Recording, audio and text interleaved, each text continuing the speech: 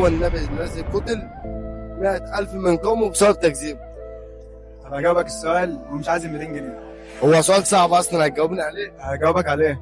طب يلا ما وريني. تعرفوش اللي انا اصلا قارئ قرآن. قارئ قرآن؟ اه والله. هسألك بقى، انا هجاوب عليك بقى السؤال، بلاش بقى ال 200 جنيه دي. وليه ده حق؟ لا ده سؤال تاني واحنا المفروض نكون كلنا عارفينه.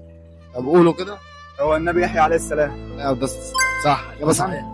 طب انت بتقول ان انت قارئ قرآن، امسك كده بس 200 جنيه دي. خدت 200 جنيه. انت بتقول ان انت قارئ قرآن، انا عايزك تسمعني حاجه.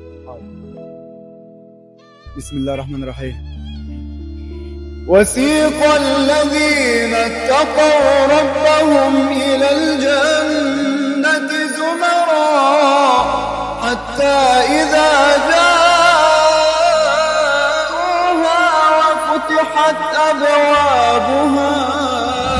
وفتحت أبوابها وقال لهم خزنتها